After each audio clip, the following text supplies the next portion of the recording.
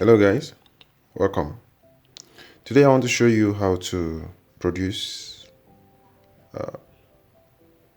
contact cement gum, contact cement adhesive, contact cement, whatever you call it in your own area.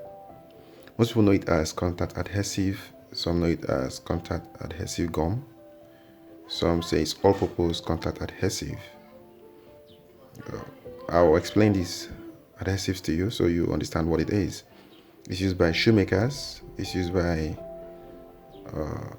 furniture or upholstery makers, it's used by various people. It's all-purpose adhesive gum, used in various ways, seriously, and it's a very wonderful gum.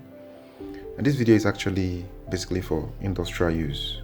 It's not for personal use. But if you want to make it for personal use, fine, it's up to you. But I'm actually making a video for those who are in the industry and who want to know how these things are done, or I want to go into the production of these things in large scale.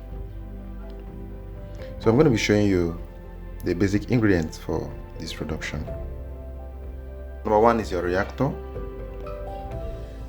Then you have A solvent. You have B, a resin. You have C, a rubber. You have D, a diluent. You have E, a diluent too. Now, all these things are the amis used, the basic things used in production of contact adhesive, or what you call contact cement, or whatever you call it. Like I said, we have the Abro making it, we have the Vita making it, we have lots of companies making it, a few companies making it anyway. It's not really much, depending on where you are. But these are the basic ingredients for making this adhesive.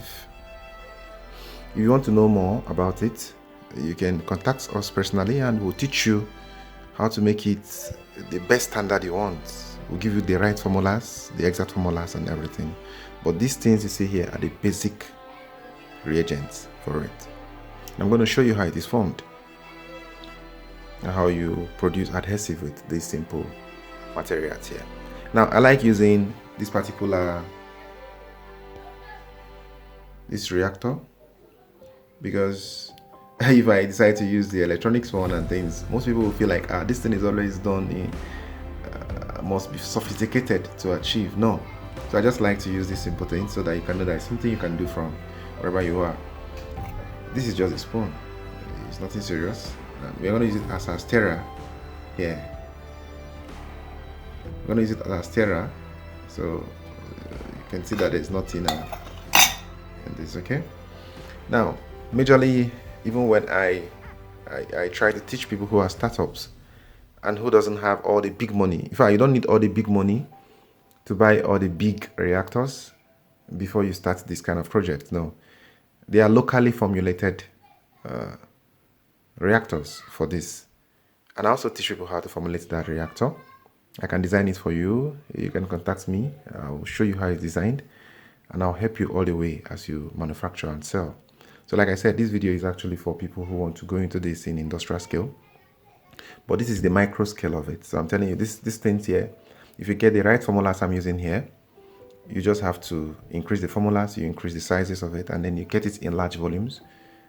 If you want it in large volumes, like if you want to produce like 5,000 liters, you can just scale these things I'm showing you here to 5,000 and you get the same result using a bigger machine. But right now I want to just produce like just about 200 mil. You can see that is very, very small, right? 200 mil. It's a micro scale. Okay, so but like I said, if you want to have it in large scale, you can scale whatever I'm doing here, or the formulas I'll give to you, and then you can achieve that too. So let's go into it. First of all, as always in every scientific measurement, you have to use our measuring scale. Electronics weighing scale is in grams, and you have to start by taking the empty readings of whatever container you are going to be using them. Okay, this is 7 grams. So taking this reading will help you know exactly how many grams. You just have a difference of these things, or you can just place this and then zero it. So whatever you add to it will give you how many grams you need to achieve what you want. Okay, so these things here are already pre-measured, so I wouldn't waste time measuring them again. Okay, though I may show you when I measure out the solvent, but for these ones, yeah, if you want to know the exact things we did here, you can also boost us up and get it. Okay, so let's get to it.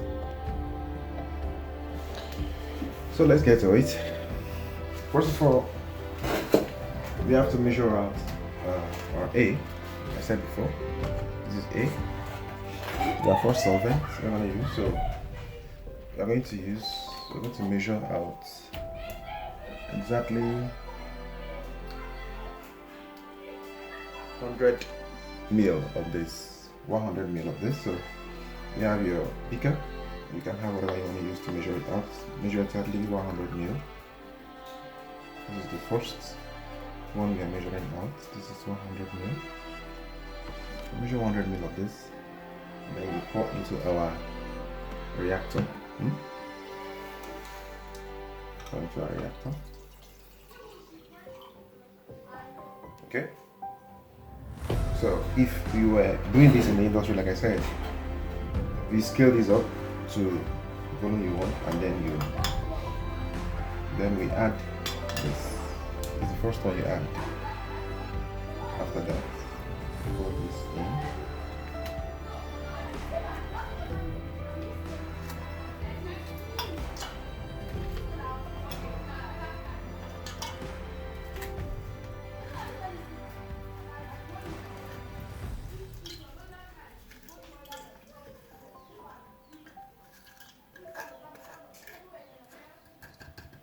Good.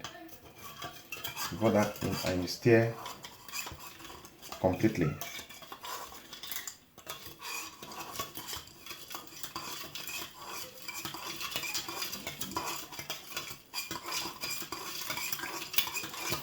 You stir completely until it has dissolved. Stir gradually, completely.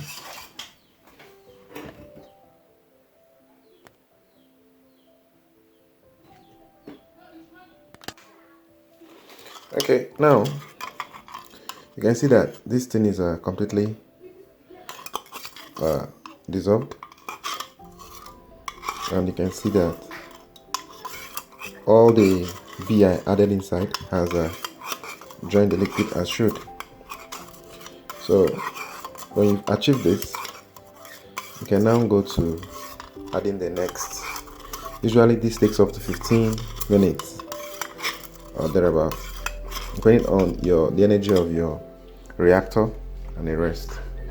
So go to the next one. The next in line is this. So you add this and continue to stir after adding it.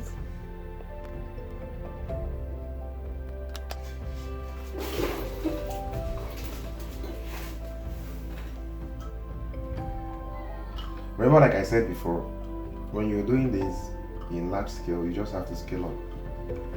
So, and when you add them, you continue stirring. You don't wait. As you stir, this thing will polymerize. So dissolve in it and form complex polymers. And it takes time for it to, you can see, it takes time. This particular one, you have to stir it for